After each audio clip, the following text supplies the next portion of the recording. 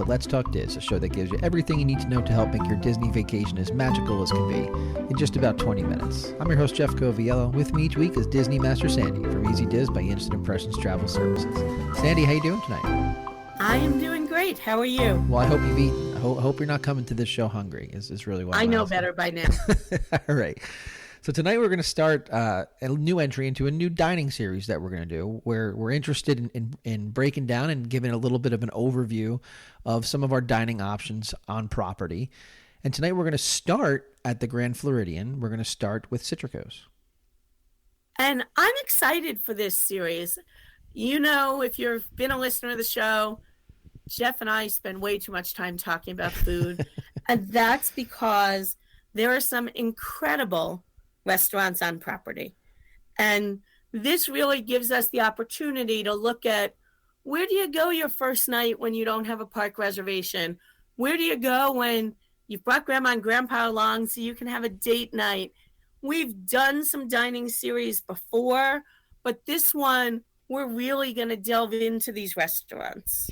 Well, and there's nothing that frustrates me and frustrates my wife, to be quite honest with you, more than folks that come back from their vacation and they're like, oh, it's just enough with the chicken fingers and the hamburgers. And we're like, I don't know where you are going, because it's just not the experience that we have. And so that's why I think a show like this is important, is that there are definite travelers to Walt Disney World that are looking for something that's not burgers and French fries. While you can find that there, sure, but there is an incredible plethora of fine dining that you can have on property. And this is definitely no exception to the rule. I've mentioned it's at Grand Floridian, so I'm not going to ask you where it is. But why don't you give us a little bit of a breakdown of what it is and what we need to know? I'd love to, but I'm also going to backtrack a second to your comment about chicken fingers and burgers, because I hear that all the time. This restaurant we're talking about, many in this series, are going to be what Disney calls signature dining. Some of them are just going to be new restaurants opening that are sit down that we're going to talk about. But I also want to say, you can do fast food in Disney, and if all you've eaten is chicken fingers and burgers, then you haven't tried to look for anything else. Yeah. Because I have to give them kudos. Even fast food, they've got fish and chips, they've got Asian, they've got barbecue, they've got so many different things. And I should also say they've got some great salads and other healthy options. So please don't come back and say all you had was chicken fingers and burgers. Unless that's what you want, and then have at it. Maybe an Uncrustable or two. Yeah, then have at it. That's fine if that's what you want, but not because you haven't actually been aware that it exists. All right. That is true. Citricos, what do we need to know? So we picked Citricos to start with because this is my love-hate relationship with Disney dining. They don't just bring in new menus to these restaurants. Like everything else, they always want things new and current. And so we're starting with Citricos because it was totally refurbished, all new furniture and lighting and paint and theming, and it reopened in July 2021. And so know that happens pretty much at any point of any year. One of my favorite restaurants is going to be closed for 8 to 10 months while they refurbish it. So this one, as you mentioned, is at the Grand Floridian. It is in the main building up on the second floor, conveniently located right next to the Enchanted Rose. So if you're looking for that Beauty and the Beast bar, grab a quick drink before you head in here to this new Mary Poppins themed restaurant. And at first, I'll be honest, I thought it was an odd choice of theming Mary Poppins. But it really stays with the Grand Floridian theme. It is extremely subtle. I will tell you, there are definitely some non-Disney people who might walk in and not even see any of the Mary Poppins theming. It's things like looking at the umbrella stand, going and seeing the art and knowing that's a picture of Cherry Tree Lane. Right. It's in the color palette. And the other spot that it is my favorite is in what they were originally calling the kids' drink specialty cup that I've now asked about getting at as an adult. They have an absolutely adorable little penguin cup. And I'm going to give you all your bargain tip of the day because I found the identical cup for half the price on Amazon. And I will put the link in the show notes if you're dying for a penguin cup.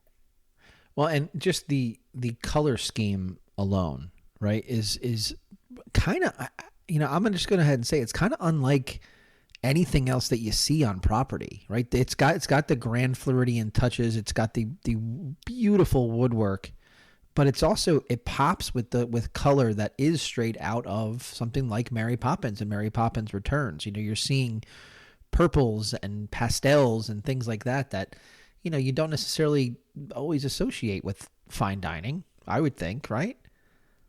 Definitely. But again, I don't know how they continue to get more and more and more talented Imagineers.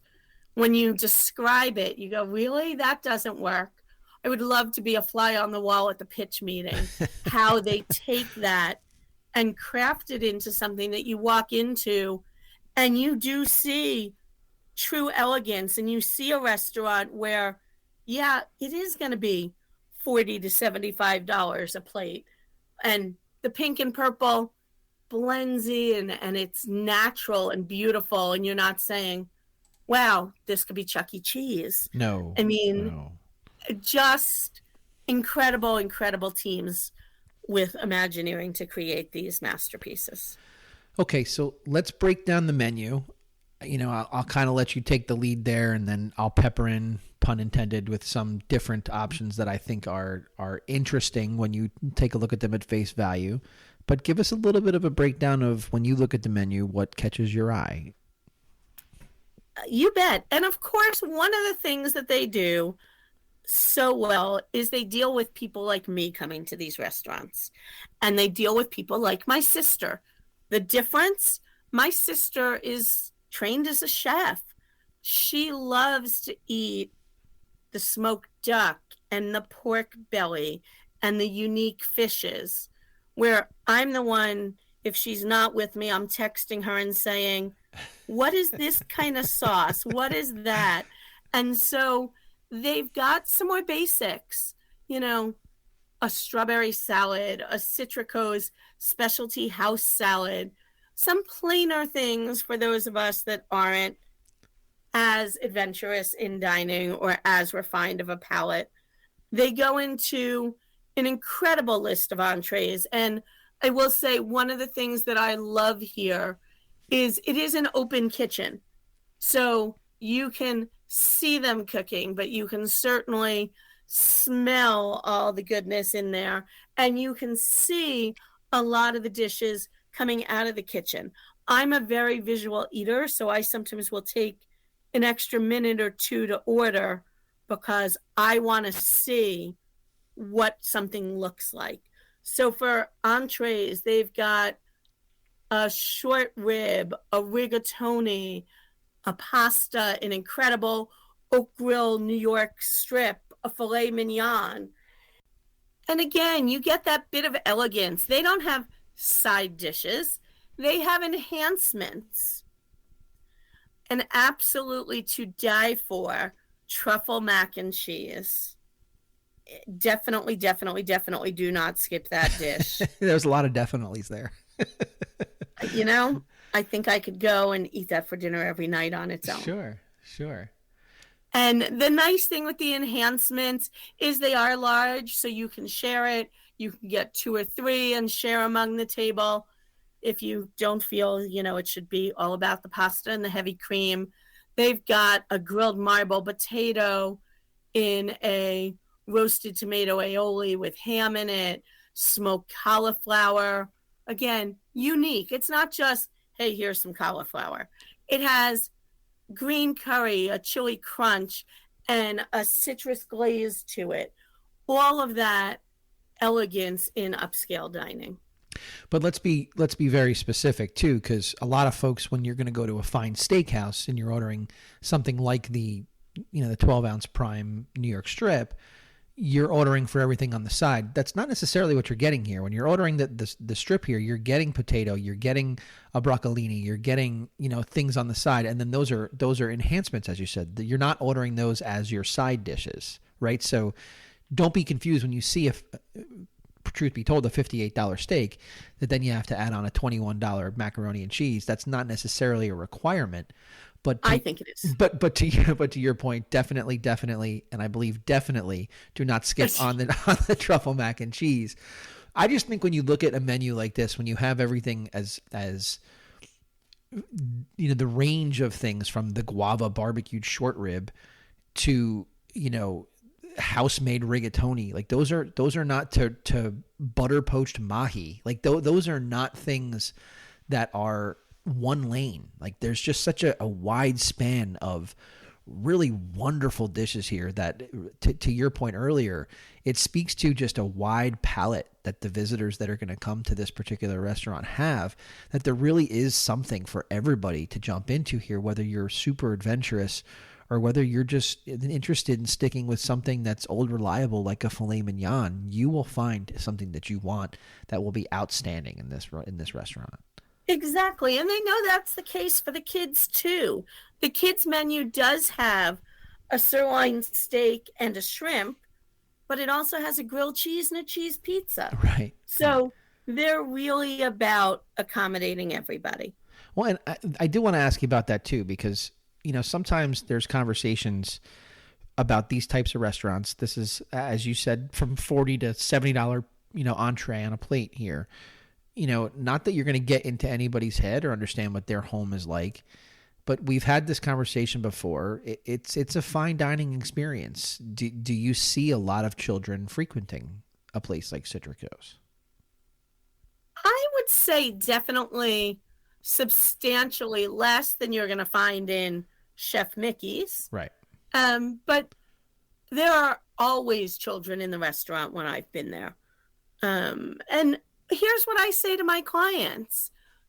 Think about what we told you about this experience. This is not on par with Applebee's and TGI Fridays. If you hesitate to take your child to Applebee's and TGI Fridays because they can't sit and they're unhappy to be, coloring or doing something to not disturb you and those around you, this isn't the place for you. But I know other people who routinely take their children out to fine dining at home, and that's how their children have grown up, and Correct. They're well behaved or okay with an iPad with the sound turned off so that they are occupied during dinner. It's just like everything else that we talk about on this show. It's very specific to your traveling party, to the needs and the behaviors of your entire party, essentially.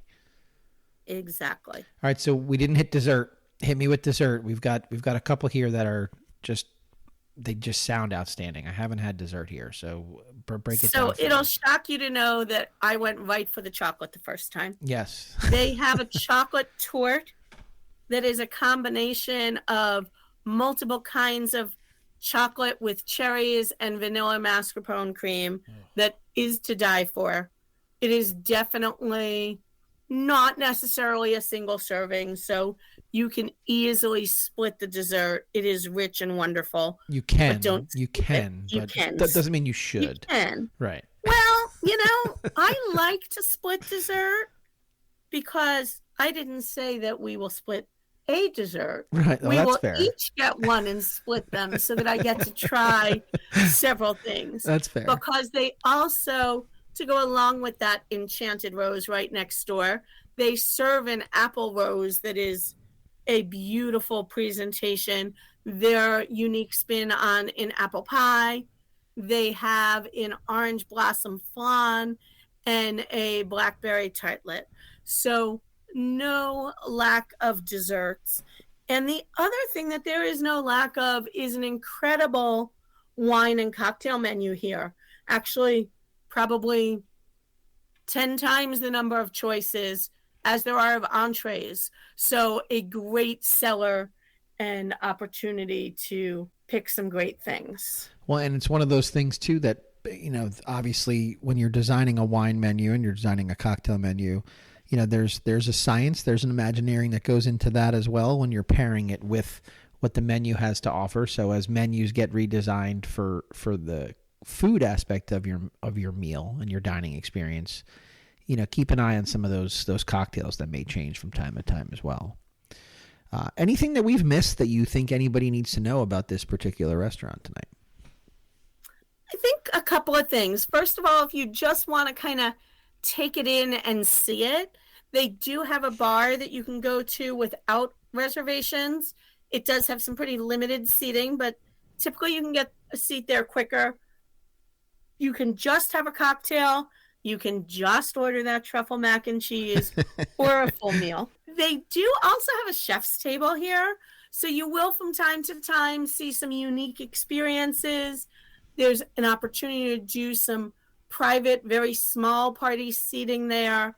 And I am hoping that we see the Dining with an Imagineer program used to be there once a month, and I'm hoping we see that come back soon. I think the last thing that we didn't talk about were views from this restaurant, because always when we talk about monorail restaurants, view is a big thing.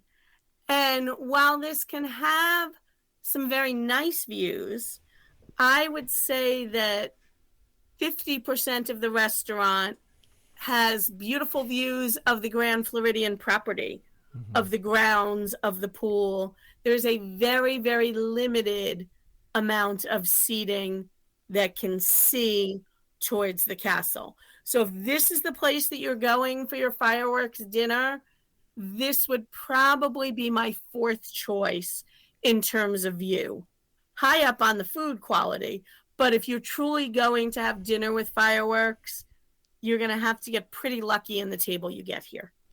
Well, you know what that means, don't you?